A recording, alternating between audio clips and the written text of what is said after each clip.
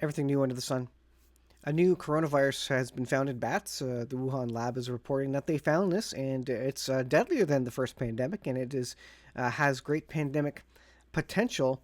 They're apparently quoted as suggesting, and it kills a third of the animals that it infects. So look out! A new pandemic just in time for the start of the Trump's presidency. Interesting timing there, and of course, stocks in big pharma have been skyrocketing. Rocketing.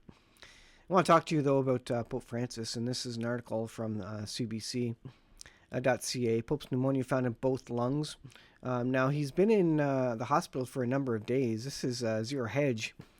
Pope Francis has, at this point, spent over a week in the hospital in Rome, battling pneumonia in both lungs, and in the last 24 hours has been reports that his condition is stable, and there's been a slight improvement. I looked at other news articles suggesting the same. The 88-year-old pontiff entered the hospital on February 14th with worsening bronchitis, leading doctors to eventually diagnose pneumonia.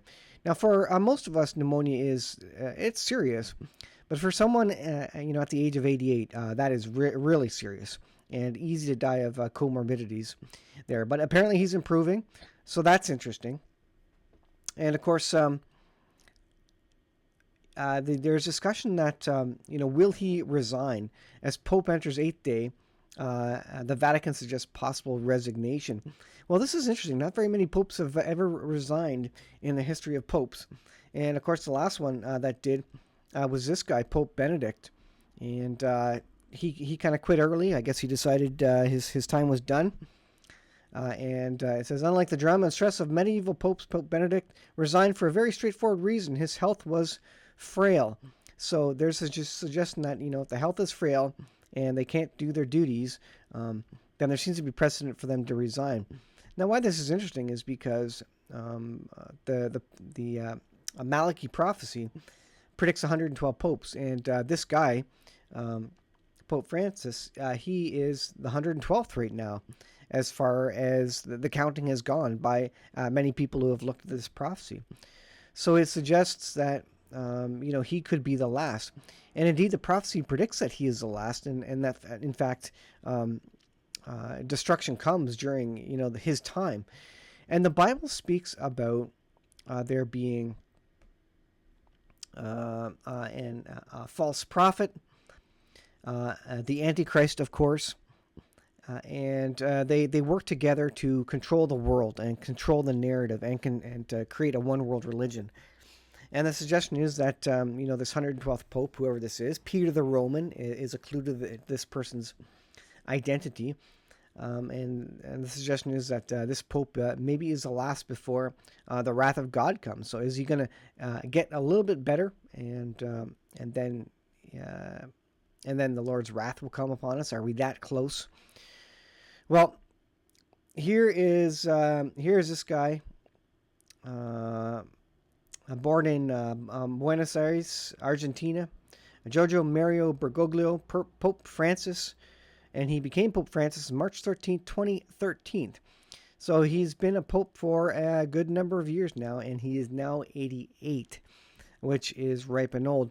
And the prophecy of the 112th Pope, the prophecy said for the 112th says, Peter the Roman, who will pasture sheep in many tribulations, and again, an interesting word that for Bible prophecy scholars, that's an interesting thing to see. And when these things are finished, when the tribulations are finished, the city of Seven Hills, Rome, will be destroyed. Of course, many Bible scholars, end-time Bible prophecy scholars, believe that there will be a revived Roman Empire which will stand up and rule the world for a period of time. And so when that Roman Empire is destroyed, that final Roman Empire, the city on seven hills, it says, and the dreadful judge will judge his people. So is that God? And then it says specifically the end. And that's the end of the prophecy by St. Malachi. So again, it's interesting given that this guy is the 112th Pope as we understand it right now. We'll see if this comes true. But this, opens a question of whether is Pope Francis indeed the false prophet? Well, that would then set a timeline because he's getting old. His health is going downwards. That would mean the Antichrist has to show up very, very soon if he's going to use this person as their false prophet to push whatever agenda that they want, i.e., a single faith, a combined faith of all monotheistic religions. And that puts a distinct timeline on when the Antichrist can show up. And when you put this together with all the other factors that suggest we're in the last days and that time is very, very short, it's a very interesting prophecy to look at. Extra biblical, to be sure, but God has given revelations to, visions of the future to many people. In fact, he gives visions to many Muslims about the person of Jesus in their sleep. So there's many examples of where he has shown unbelievers, the truth. And so it could be, and this, supposedly Malachi is faithful, maybe he has received a vision from the Lord about this. So it's interesting. And, I've done a video in the past where I went into the kind of the pros and cons of, where this could match up with Bible prophecy and maybe where it doesn't. But it says, here are the pros, and we'll just go through here and just read these. The Holy Roman Empire, which will be in power during the reign of the Antichrist and the false prophet, was reborn on November 3rd, 2009. We are moving into a system of global governance right now through the process of globalization. That's what's happening. By the way, Canadian leaders and even Canadians are saying, you know what? We don't want to be the 51st state. We want to become part of the EU, the European Union. That's actually what they're promoting, which is incredible. Interesting in relation to this number 2 here of global governments and the globalization process. Most of the world is presently rejecting capitalism and embracing socialism. That's what Canada is absolutely doing. And, it's up to this next election here to, if we get it. Right now, our government is on pause. They're not allowing elections to occur. So we'll see if this happens. But Canada is absolutely embracing socialism. Number 4, all the prophecies that are to occur during the reign of the Antichrist and the false prophet are shaping up at this time. This was true many years ago, and this is even more true now. Pope Francis is a strong proponent of social justice, which is simply a politically correct term for socialism. Pope Francis' lifestyle of humility and simplicity is causing him to become very popular. People can relate to that in terms of being content with what they have, I guess, and living a simple life, and that being their religion, a religion of a simple life, as it were, and also seeing him as maybe someone they can connect to and believe because he lives a simple life in that way. Pope Francis is the first Jesuit pope ever. The biggest cons about this, the biggest factor against Pope Francis fulfilling Bible prophecy about the false prophet is his age. And I wrote this many, many years ago. It says there's a 7-year period that will begin upon the signing of a Palestinian-Israeli peace agreement. And this is the peace with the many in the Middle East. The reign of the Antichrist and the false prophet will be terminated at the end of the 7-year period. That means if Pope Francis is indeed part of the end time Bible plan, and if he is the end time a false prophet, then that means he doesn't have a lot of time. He's probably not going to live to 100 years old. He's sick right now, and with pneumonia, which is very, very serious for someone of his age. So again, that puts a shelf life on this. Are we nearing the 7-year period? I think we are. Are we in there yet? I don't think so. That has not started yet, in my opinion.